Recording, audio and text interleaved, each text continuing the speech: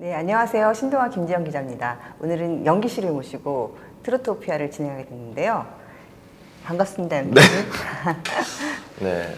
그냥 톤이 너무 다운돼 있으신 거 아닌가요? 아, 원래 목소리가 조금 약간 중저음이에요, 그래요? 제가. 네, 저랑 지금 네. 좀 톤 차이가 좀 있어가지고 네. 인사하면 되나요? 네, 인사하세요. 네, 안녕하세요. 무대에서 유쾌하게 노래하는 사람, 유쾌한 에너지 전도사 연기 인사 올리겠습니다. 반갑습니다. 와, 막 톤 업되는데요. 네, 톤은 업돼 있습니다. 이제 요즘에 좀 목이 좀 안 좋아서 목소리가 조금 걸걸해서 그렇지 톤은 항상 업돼 있습니다. 아, 저 목소리가 약간 중저음인데 아, 괜찮겠어요? 그래요? 저는 뭐 상관없습니다. 근데 연기 씨 진짜 실물을 보니까 훨씬 네. 잘생기셨어요. 아닙니다. 그냥 항상 행사 때 이제 뭐 현장에서 관객들 만나면 네. 이제 많이들 뭐 너무 잘생기셨어요. 그런데 제가 또 항상 똑같은 말을 합니다. 잘생긴 건 아니고 그냥 나쁘지 않은 정도다. 이 노래가 어떤 노래인지 좀 소개를 좀 떴다 해주세요. 떴어라는 노래는 이 웹드라마 나의 별에게라는 드라마에 수록된 OST였어요. 그래서 손우연이라는 그 배우가 거기 출연한 배우가 직접 곡을 쓴 가사말도 쓰고 이제 그거를 꼭 연기라는 사람이 이 노래를 자기의 자식 같은 곡이잖아요. 왜냐면은 그쵸. 본업은 배우시니까 되게 심혈을 기울여서 같이 만드신 분들이랑 만들었는데 꼭 연기라는 사람이 불러줬으면 좋겠다라고 이제 소속사로 이제 제의가 들어온 거죠. 그래서 이제 가서 불렀는데 참 감사한 거는 녹음이 되게 빨리 끝났어요. 본인들이 생각하는 것보다 제가 노래를 너무 잘하는 거죠. 본인들이 생각하는 것보다는. 기대 이상으로. 네, 그래서 되게 빨리 끝났어요. 네, 처음에 한 두세 번 불러보고는 아마 녹음이 한 1시간 반인가? 오. 네, 그렇게 끝났어요. 한 1년 정도가 지나서 이제 대표님께서 신곡을 좀 내는 게 어떻겠냐. 그래서 대표님이랑 저랑은 조금 생각하는 게 좀 달랐던 것 같아요. 이제 저는 동네 오빠라는 곡이 이거를 끝까지 한번 해볼 생각이었어요.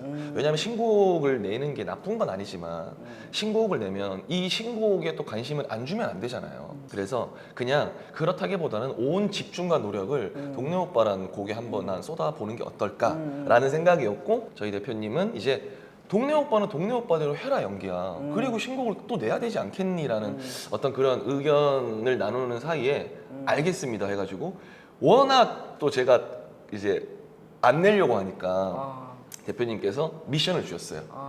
이번 달까지 어떻게든 하나 곡 작업하자. 알겠습니다.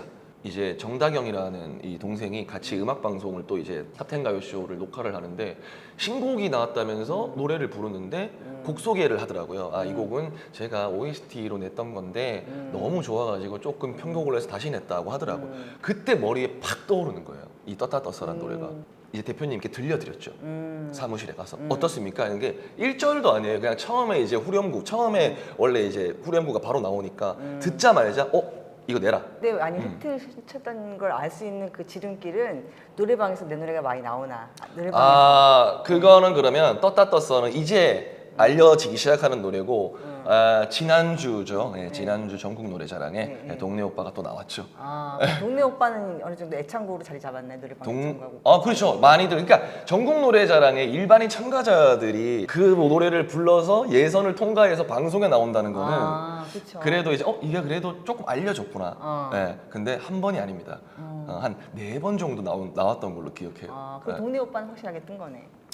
뭐 그것도 이제 그렇진 않은데 이제 사장되진 않았다. 그 정도. 그래도 이제 연기 씨 이름을 다들 많이 알 것 같은데 어디 가면. 그렇죠. 그거는 너무 감사한 부분이죠. 예전에는 아예 저라는 존재 자체를 몰랐다면 이제는 저의 존재를 알아주시는 정도. 너무 감사하죠. 근데 뭐 떴다 뭐 이런 거는 전혀 그런 느낌은 없고. 이름이 두 자니까 더 알리기 쉽지 않아요. 그렇죠. 원래는 권영기였는데 성을 뺐습니다. 그래서 MBC 공식 개그맨 출신이신데 네. 원래 꿈이 개그맨이었어요? 원래 꿈은 이제 그러니까 노래하는 직업이랑 사람들을 즐겁게 해주는 직업이랑은 거의 1지망, 2지망이 종이 한 장 차이인 것처럼 그냥 둘 다 하고 싶었어요. 네. 둘 중에 뭐를 하든 상관없을 정도로 두 개에 다 관심이 있었거든요. 가수하고 개그맨. 네, 근데 이제 대학을 입학을 하면서 저는 방송연예과를 입학을 했거든요. 왜냐면 그때는 되게 순수했거든요.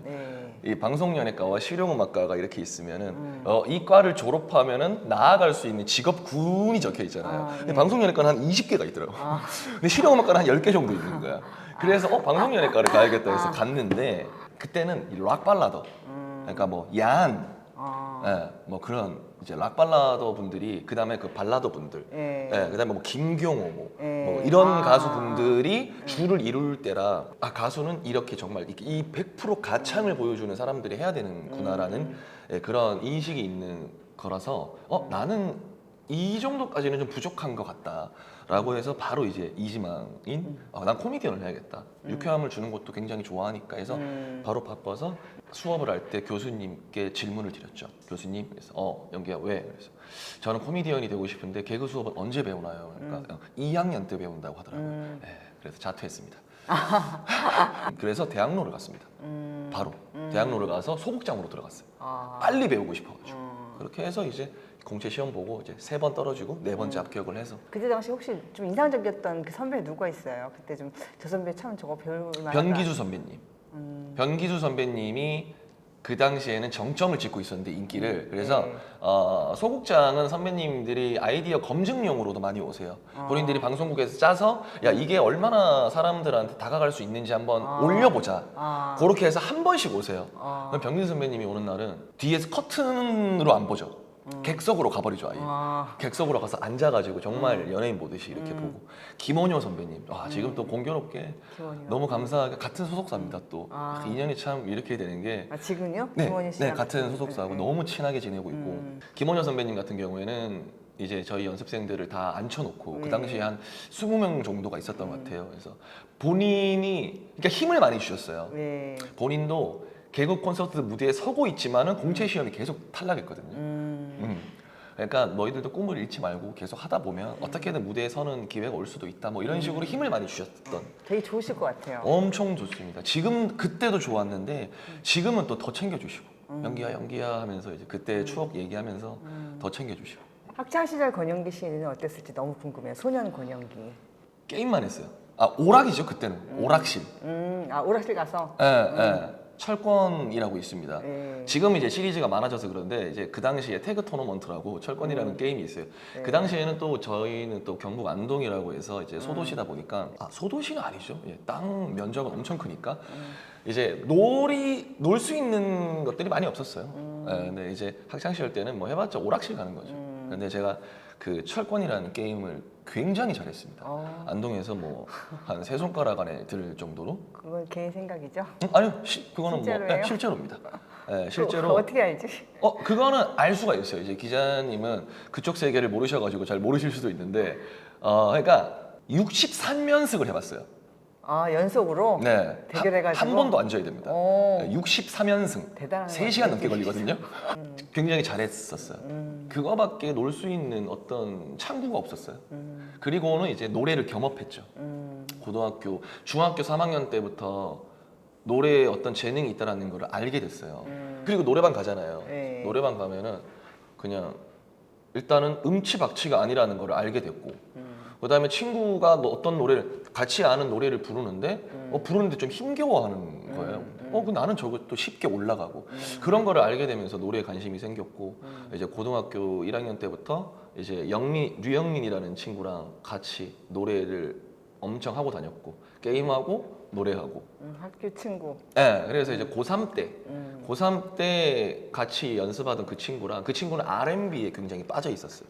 그리고 저는 락에 되게 빠져 있었어요. 그래서 같이 해보지 않겠니? 그때 이제 서로 의견이 달라서 그래서 저는 밴드를 만들기 시작합니다. 스쿨 밴드가 없었어요. 안동에서 꽤나 유명했었겠다. 그 당시에는 어마어마했습니다. 이게 아까처럼 검증 안 된 거 아니에요? 어느 정도였냐면 이거 말만 들어보면 딱 알아요. 경북대학교 축제를 하는데 그 당시 우리가 고등학교 스쿨 밴드였습니다. 맞잖아요. 이름이 뭐예요? 밴드 이름? 전화박스라고. 전화박스? 그 당시에는 전화박스가 되게 많았거든요. 그러니까 이제 일단은 그냥 만들어 놓고 이제 의미를 나중에 때려 넣는 거죠. 이제 전화박스는 뭐 길을 걷다가 어딘가에 있지 않냐. 그래서 우리가 여러분들이 찾으면 항상 있겠다. 뭐 이런 걸로 이렇게 넣은 거예요. 어느 정도였냐면 대학교 축제의 오프닝 무대에 저희가 초청이 돼서 갔어요. 진짜 유명. 안동 밴드가. 그러니까 그 스쿨 밴드가. 대구는 광역시잖아. 그러니까. 안동은 시고. 대구에 얼마나 많은 스쿨 밴드가 있었겠어요. 근데 우리가 갔어. 그럼 대구에 있는 사람들도 알았다는 거네. 그건 잘 모르겠지만 어쨌든 간에 그게 그 다음에 울산에 있는 어떤 되게 큰 해변에 있는 락 페스티벌이 있었어요. 지금 있는데 너무 오래된 얘기니까. 왜냐면 19년 전 얘기인가? 아무튼 거기도 저희가 초청돼서 가고 그랬었죠. 그리고 안동에 있는 이제 실업 밴드 형님들, 직장인 네. 밴드 형님들이 이제 공연장을 빌려서 하면은 무조건 게스트는 전화박스. 왜? 그래야 관객이 오니까. 네, 그래야 이제 중학교, 고등학교 소녀들이 이렇게 와서 이제 오니까 뭐 지금 이 정도 수도 되는 데서 하잖아요. 꽉꽉 채웠습니다. 팬클럽 회원 중에 그때 팬들도 있어요? 있죠. 있어요? 네, 있죠. 되게 있죠. 진짜 많진 않아요. 근데 있죠, 있기는. 그분들은 굉장히 진짜로 찐팬이시겠죠. 찐팬을 떠나서 이제 가족이죠. 가족이고 이제 한 번씩 이렇게 오빠 그러면서 뭐 그 당시에 사진 찾아서 해서 보내주면은 어우. 그때 제가 머리를 막 길러서 막 호일 파마라고 하죠. 어우. 진짜 궁금하다. 아우 어떤 모습인지. 어디에서도 찾아볼 수 없습니다. 다 지웠어요? 제 핸드폰에만 있어요. 일진쌤이라고 검색해보면 조회수 제일 많이 나온 게 한 590만 뷰가 나옵니다. 와. 네, 근데 다 제가 딱 3개월 했거든요. 12회차가 있는데 다 100만 넘고. 와. 네, 그러니까 나중에 역주행. 역주행이네, 역주행. 역주행이 된 거죠. 어린 친구들이 갑자기 알아볼 때가 있어요. 그래서 일진쌤이다. 그래서 뭔 소리 하는 거지? 저는 솔직히 유튜브를 잘 안 합니다. 영상 보는 것도 사실 페이스북으로 아직도 많이 봐요. 옛날 사람이라. 근데 그래서 검색을 해봤어요. 유튜브 들어가서 일진쌤을 해보니까 와 조회수가 어마어마한 거예요. 그 당시에 좀 열심히 했었는데 결국에는 코미디에 빠지다도 이제 폐지가 되면서 MBC 코미디가 당분간 없을 거다라는 이제 어떤 통보를 받고 좀 망연자실했죠. 그리고는 이제 우차사로 넘어가게 됩니다. SBS로 이제 PD님의 호출을 받고. 왜냐하면 일진쌤이라는 걸로 우리끼리 말하면 이 선수들 사이에서 인정을 받았다고 하죠. 대중분들은 권영기라는 사람을 잘 모르지만 일진쌤이나 다른 이런저런 코너를 하게 되면서 지금 뭐 최고죠. 이용진이라는 친구가 이제 우리 선배를 통해서 저에 대해서 묻기 시작하고 그 친구 뭐예요? 뭐 이렇게. 그러니까 진짜 너무 안 보이는 역할만 하다가 그런 중간 과정 없이 갑자기 반주인공 같은 역할을 하다 보니까 그 친구들 입장에서는 어디서 갑자기 튀어나온 신인인 줄 알았다는 거예요. 그래서 궁금한 거지. 저 친구 왜 저렇게 잘하지? 잘 짰네? 누구예요? 이렇게 막 물음도 많이 받고 양세형이라는 친구는 사석에서 한번 그 당시에 만났을 때 자기가 실제로 한 말입니다. 자기가 본 받쳐주는 역할하는 사람 중에 가장 연기를 잘하더라. 뭐 이런 칭찬도 많이 받고 있죠. 그래서 새말고가 말도 못했을 것 같아요. 엄청나죠. 엄청납니다. 엄청났어요.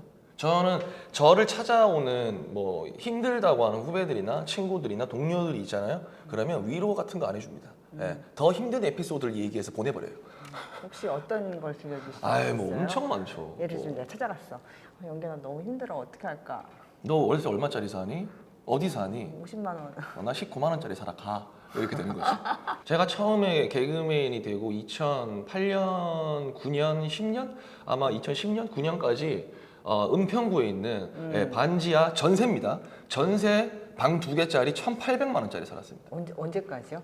아마 2009년까지 제가 살았던 것 같아요. 2008년, 9년. 2008년에 데뷔했으니까. 전세예요. 월세가 아니고. 전세 1,800만 원짜리를 우리 형이랑 살았습니다. 매트리스를 들잖아요. 시커매요. 새까맣고 어마어마했습니다. 이거 진짜 농담이 아니고 자다 보면 귀뚜라미가 올라옵니다. 나중에는 놀랍지도 않아요. 그냥 쳐냈어요. 그리고 화장실 같은 경우에는 저희 형도 키가 184예요. 제가 180이거든요. 일단은 둘 다 고개를 다 들진 못해요. 그리고 폭이 한 요 정도? 이게 다고. 그래서 그렇게 살았었죠. 폐지가 프로그램이 되면서 한 번은 집에 이렇게 누워 있는데 천장이 내려오는 느낌이 들더라고요. 근데 그게 공황 증상 중에 하나라고 하더라고요. 나중에 알아보니까 너무 답답한 거죠. 할 게 없잖아요. 폐지가 됐으니까 할 게 없잖아. 집에 누워 있는 거예요, 이렇게. 본인의 의욕은 막 넘치는데 의욕도 많이 떨어진 상태죠. 왜냐면 자꾸 나는 열심히 하는데 자꾸 이제 결과가 이러니까 한날 이렇게 누워 있는데 진짜로 천장이 내려오는 느낌이 드는 거예요. 이렇게. 그때 어떻게 버텼어요? 일단 나갔죠. 옥탑이잖아요. 옥상 제 거거든요. 네. 일단 나갔어요. 그때는 담배를 필 때라 연초를 필 때라 왜 이러지 하면서 나가 담배 하나 피고 밖에 있다가 또 들어와요. 그럼 또 천장이 내려오는 느낌인 거예요. 착각을 하는 거죠. 지금은 좀 많이 생활이 좀 나아지신 거죠? 그렇죠. 많은 분들이 기분 좋은 오해를 하시는 분들도 많으세요. 그러니까 뭐 미스터 트롯이라는 프로그램 나와서 방송도 많이 나오고 하니까 돈을 많이 벌었을 거다. 근데 그거는 잘 모르시는 말씀이고 사람들이 기분 좋은 오해하시는 것만큼의 수입은 사실 벌진 못했고 근데 어쨌든 간에 제가 지금 뭐 19만 원짜리 월세 옥탑방 뭐 돈이 없어서 친구들하고 이렇게 조금씩 각출해서 뭐 맛있는 거 사 먹고 그런 시절에 비하면은 엄청나게 나은 삶을 살고 있는 건 사실이에요. 네. 감사하죠. 그 김호중이나 안성훈 씨 만난 거는 미스터 그 이후에? 트롯 기점으로 만나게 된 거죠. 아, 네. 그 전부터 알던 사이는 아니고요? 네, 그 전부터 알던 사이는 아니고 이제 미스터 트롯이라는 프로그램 기점으로 이제 같이 한 소속사 둥지에서 생활을 하면서 이제 저도 그때까지만 해도 화곡동 원룸에 살고 있었어요. 그다음에 이제 김호중이라는 친구는 이제 숙소 개념으로 이제 거처가 있었지만은 뭔가 좀 계속 경연을 하고 있을 때고 너무 막 정신이 없으니까 그냥 진짜 잠만 자는 공간이었던 것 같고 안성훈이라는 친구는 이제 안성에서 좀 많이 왔다 갔다 하니까 대표님이 야 너네들 너무 불편하지 않냐? 일단은 그러면 숙소 개념으로 해서 너네들 뭐 이동이나 스케줄 같은 거 좀 편하게 하게 같이 이렇게 해서 한번 살아보자 해가지고 저도 이사를 오고 이제 한 공간에. 근데 다들 그 당시에는 너무 바빠가지고 근데 이제 그냥 좋은 환경에서 다시 잠만 자는 어떤 그런 생활이 됐죠. 좋은 환경에서 잠만 자는. 네. 원래는 조금 이제 안 좋은 환경에서 잠만 잤다면은 너무나 업그레이드된 좋은 환경에서 잠만 자는. 근데 기분 좋은 바쁨인 거죠. 네. 왜냐면 시간이 없으니까. 눈 뜨면 씻고 또 스케줄하러 가고. 들어와서 뭐 이제 메이크업 지우고 빨리 잠들어야 되니까 자고. 일어나서 눈 뜨면 또 가고. 저는 그 당시에 비교적 이제 저는 좀 이제 여가 시간이 많았지만은 이제 김호중이라는 친구는 정말 바빴죠 그때. 지금도 바쁘고. 인간적으로 두 사람 평가하면 어때요?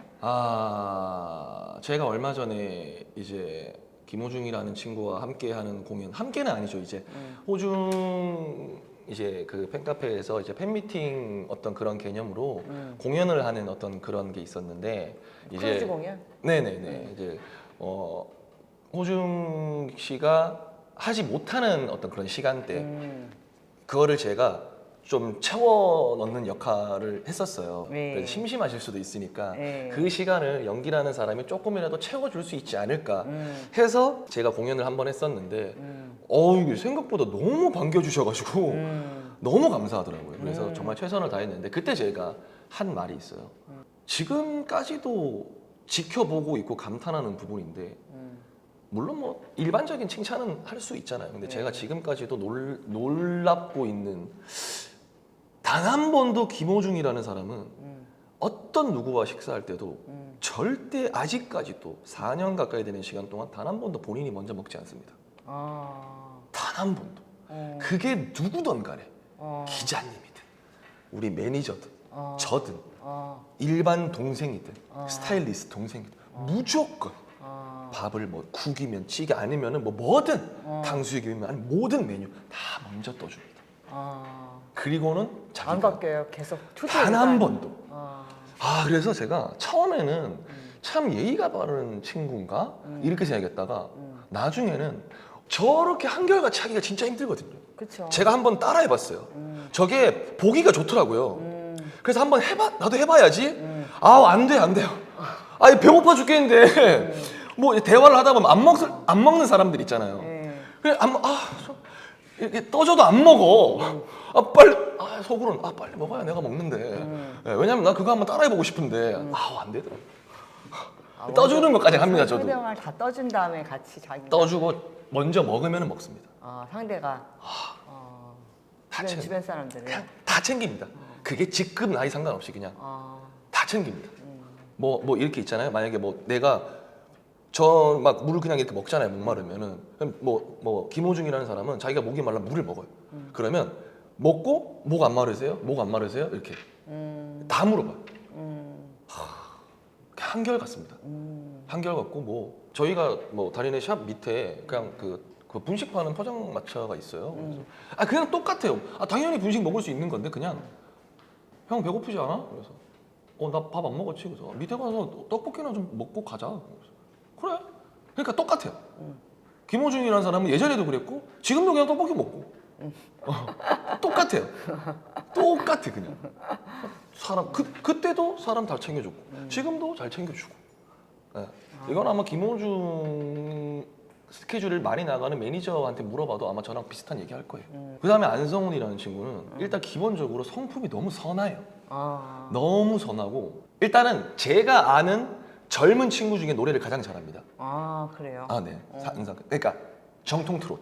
그다음에 일단 이 트롯 쪽 장르는 네. 트롯 쪽 장르는 아마 안성훈이라는 친구가 가창이 제일 좋을 거라고 저는 개인적으로는 생각을 해요. 네. 그다음에 지구력. 음, 와, 지구력은 진짜 끝장납니다. 어, 안 지쳐요.